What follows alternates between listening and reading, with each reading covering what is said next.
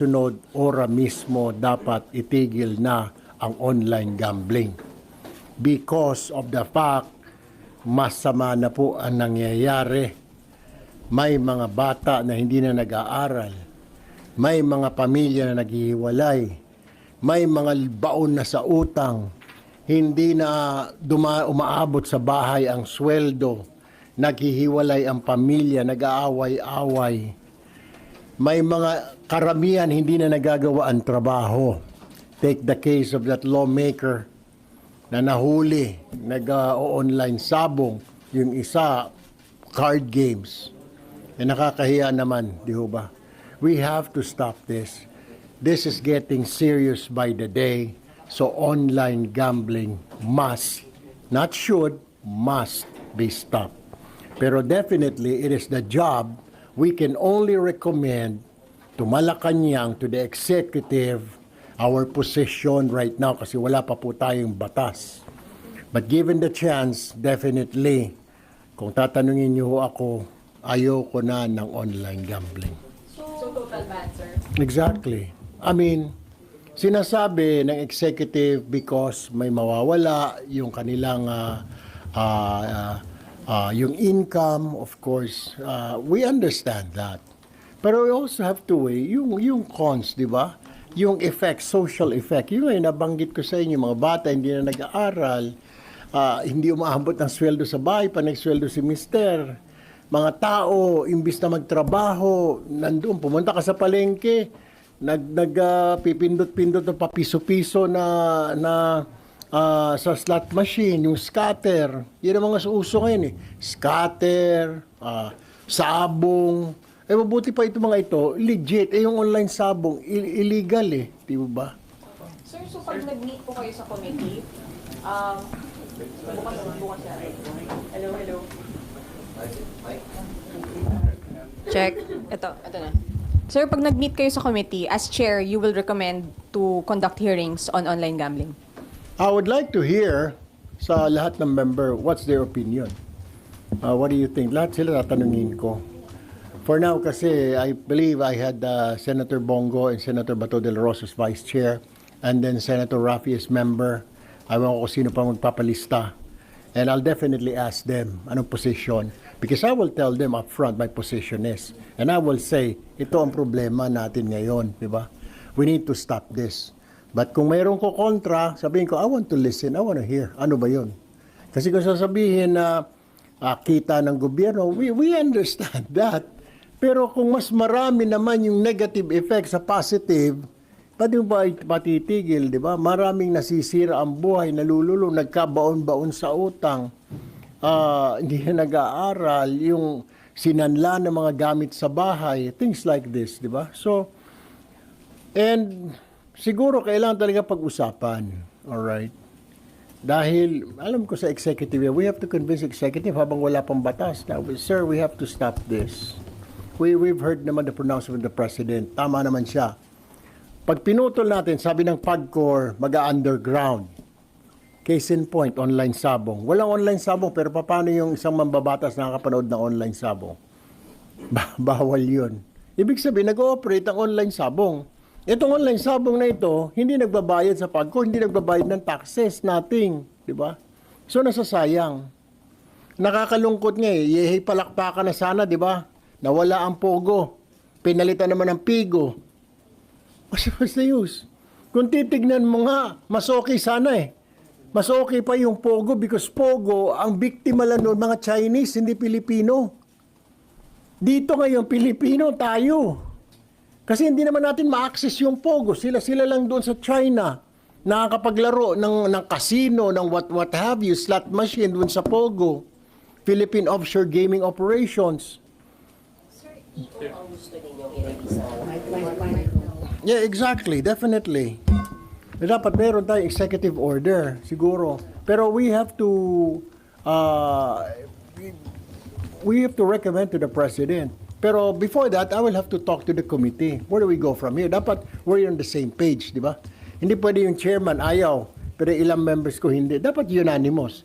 Decision natin para malakas-lakas. Sige, we go to the President, we go to Malacanang, we go to Senator Cheese. Senator Cheese, ito ang posisyon ng committee.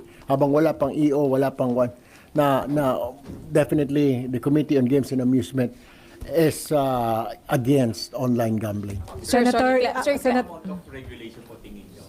O kahit na strict regulation? Well, bago siguro yung regulation natin, sir, kailangan siguro muna mag-usap-usap lahat ng stakeholders eh. Magsalita ang PAGCOR. Ano bang meron diyan? Anong pwede mong masabi? Paano mare-regulate? Kakausapin natin Department of Finance. Magkano ba mawawala? Kung regulation, pipilitin natin regulation. Magkano mawawala? Pero at the same time, may mga ibang stakeholders, parents, church, educators. Kasi mga bata hindi na pumapasok eh.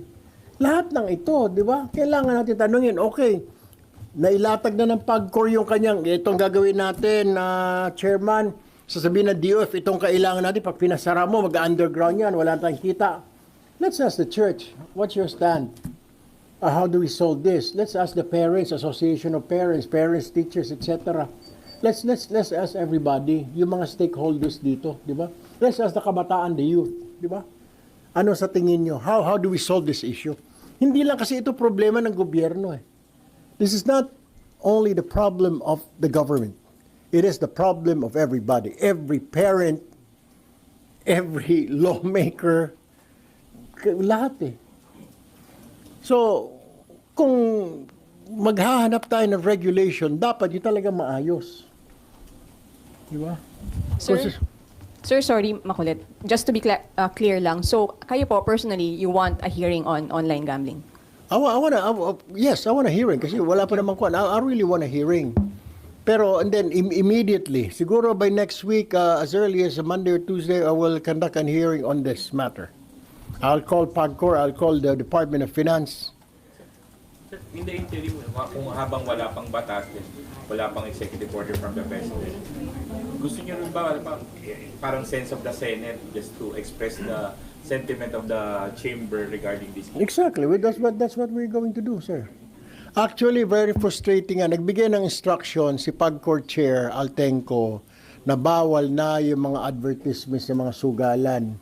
Pero nandyan pa rin. Marami pa rin ako nakikita sa mga billboards sa sugalan, mga bet na yan. Okay. Sa mga social media, lahat. My kids, they watch YouTube, di ba? May mga anak tayo nag-YouTube. So nakikita yung sugal na yun. Eh, malay natin, tayo ngayon, nandito tayo sa Senate, baka yung anak na natin sa school nag-i-scatter. Oh. Walang parameters eh. No control. Isa pang kinakasama ko ng loob, bukod doon sa mga advertisement na ika nga pinopromote pa ng mga artista, dapat i-ban yun. Pangalawa, yung GCash, Jesus Maria Jose, Paymaya. Sila pa mismo, pumunta ka sa GCash, pwede ka maglaro, papiso-piso. What in the world? Diho ba? It's really bad. Sir, just to clarify lang, bale, mag-hearing muna kayo, sir, bago kayo magkaroon ng stand sa committee nyo, bago kayo mag-sisik ng audience sa Pangulo for an EO. Tama we'll po ba, do sir? that. Kailangan unanimous kami. And I believe I can convince all the members. Kasi si Senator Raffy, nag-file na siya ng bill na ban on gambling, online gambling. Tapos yung ibang mga kasamahan namin, nag-file na rin sa Senator Villanueva. So, what I'm saying, my point is, pag-uusapan namin, and then we will definitely, we will inform the Senate itself, and then the President will go up there. And of course. I want to hear, siyempre. I want to hear baka sabihin naman mga kasama ko, hoy, hindi lang ikaw ang tao dyan sa committee na yan. May mga vice chair ka rin, may mga members din. I want to hear. Pero, I can tell you, I can convince these people. I can convince yung 2 vice chair and then a couple of members, I can convince them na our stand will be no to online gambling. Sir, according to Finance Secretary Ralph Recto, sa ngayon, ang nagdo-dominate yung illegal online gambling, about 60%. So ang kanilang kinukonsider na option, una, higher PAGCOR fees and franchise charges, additional taxes to be imposed by the BIR, and then broader regulation, including requiring licensed operator to list on the Philippine Stock Exchange. Your comment. Ang problem kasi dyan, ma'am, pag tinaasan mo dyan, napag-aralan ko na yan eh, pag tinaasan mo, mag-underground eh. Too much, too expensive na eh. Take the case in Pogo. Sa Pogo, ganon, di ba? Tinaasan ng BIR, meron siyang binabayaran monthly sa PAGCOR, may binabayaran siya sa BIR. Sobra-sobra, 3%, 3% dito sa kabila. Yung iba, nag-underground ng mga Pogo. Di ba? Sara lahat, 100% nang maging underground yung online Exactly, gambling. yun din yung sinasabi natin. Sinasabi na ba, pahuli natin. Hindi effective eh. Everybody knows that. Our law enforcement is not effective. Huhulihin ng pulis, bukas makalawa, nandyan na naman. Huhulihin ng NBI, bukas makalawa, nandyan naman. Di ba? Kaya ng law enforcement. No. So sir, pag naging total ba, wala kayong concern na baka nga lahat na mag-underground? Kaya nga dapat pag-usapan sa committee. Where do we go from here? Okay, ako yung sinabi ko ng statement, sa akin yon. Pag tinanong mo akong right now, I say total ban on online gaming. Total ban on online gaming. Kasi naman ma'am, pwede naman silang pumunta. Di ba may mga, halos lahat ng kanto ngayon may mga maliliit na casino. Hindi lang PAGCOR, may mga maliliit-liit yan. Sa Tomas Morato na lang, sa Timog na lang, dalawa yung casino dyan. Pag cross mo, 200 meters, may isang small casino na naman.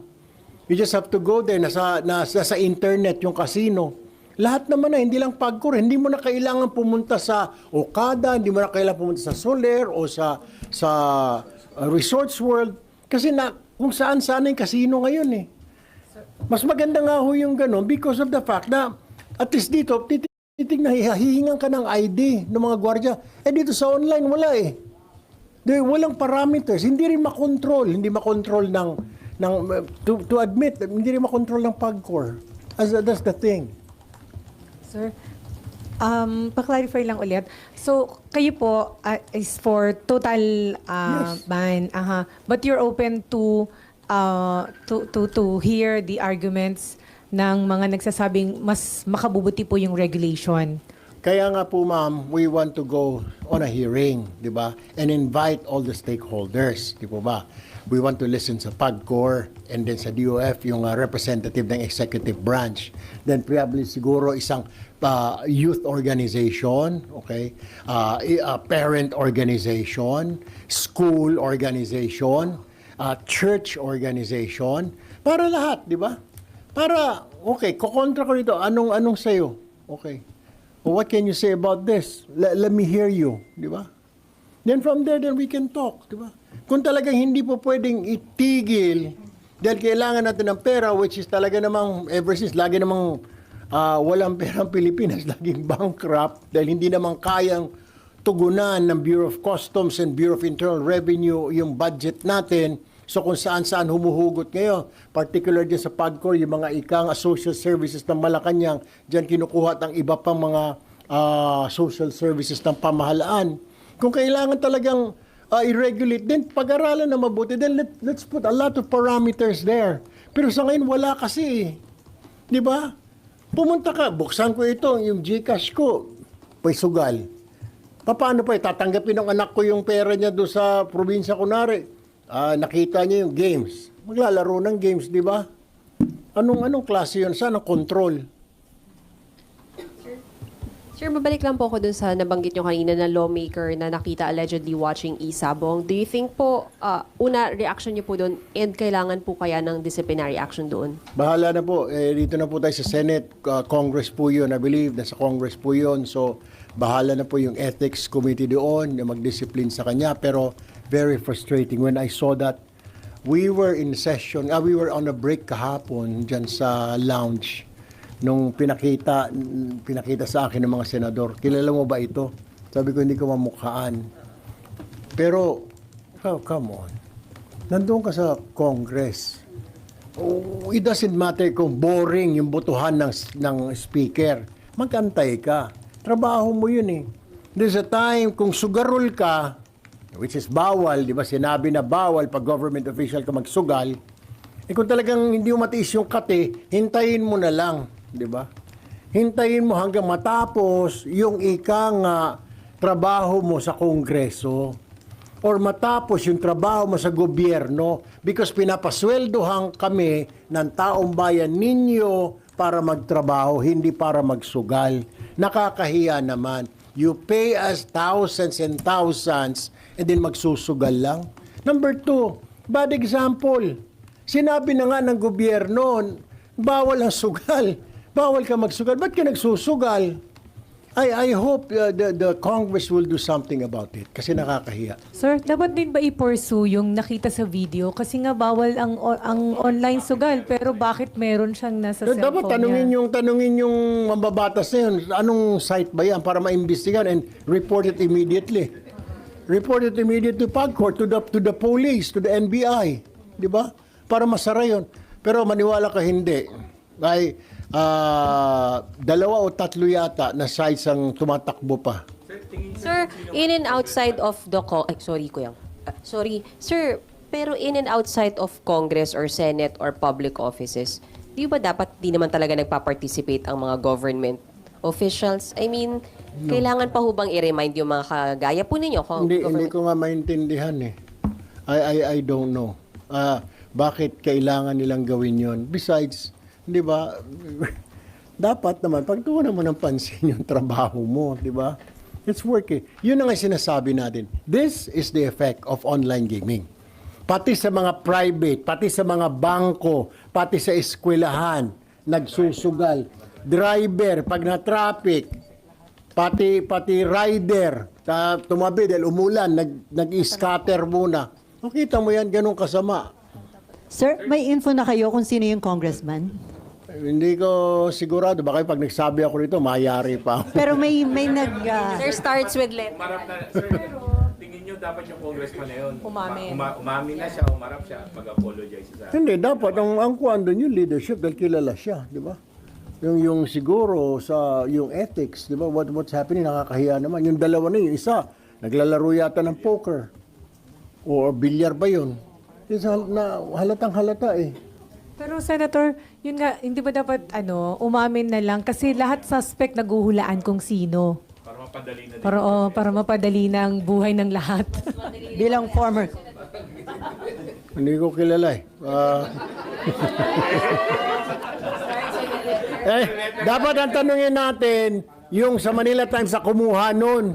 So, Pero Senator, kasi tinakpan niya din nila. Distrito na lang. Nakpo, yan ang problema. Party list na, party list. Hindi ko alam kung party list siya. Pero kasama ko siya dati, I think. Sa 19 Congress. 19 Congress eh. Hindi ako sigurado. Wala, pag binanggit ko, sabi ko, di ba? So sir, Pero, hindi niyo Senator- fight, congressman. Hindi. pero Senator, seriously, sa ganyang asal, yun na nga nakita na ng lahat, ano yung proper thing for him to do? Well, siguro mag-apologize siya or then he has to explain, di ba?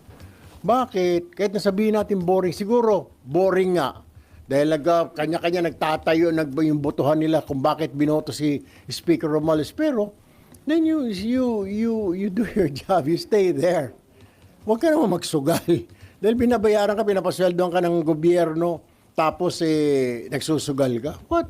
Sir, sorry to clarify lang. Sabi niyo kasi kayo na, sir, patapusin naman muna yung trabaho sa gobyerno bago magsugal. So okay lang sa inyo, sir, government No, officials? I said, kung talagang hindi niya na makontrol dahil nangangati yung kamay niya, bahala siya sa buhay niya, at least naman sana magserbisyo muna siya. My point is, bawal nga di ba? I said before that, na bawal lahat ng government officials. At saka government employees, hindi lang officials. Meron talaga, dahil addict na, ano magagawa mo, di ba? Kung may mga addict nga, mga nasa gobyerno, alam nila bawal yun, nag-addict pa rin, laging nahuhuli. O malas na lang, nahuli siya, di ba? Hindi ko sinasabi na sang-ayon ako. Pero kung talagang hindi niya na makontrol yung kanyang kate, dapat trabahuin niya muna. Doon siya magtago siya sa bahay niya, magsugal siya ng online gambling. So you're referring to yung isa nagsusugal kasi isa poker. So both of them should apologize. Umamin And and apologize. Tapos should be the Congress should ask for an explanation. Why? Imbis na magtrabaho sila, nagbobotohan sila, serious business yung araw na yun, di ba? Nagbobotohan ng speaker. Oh, bakit ka nagsusugal? Number 2, bawal naman yun. In the first place, bawal talaga yung sugal. Anong explanation? There's no explanation.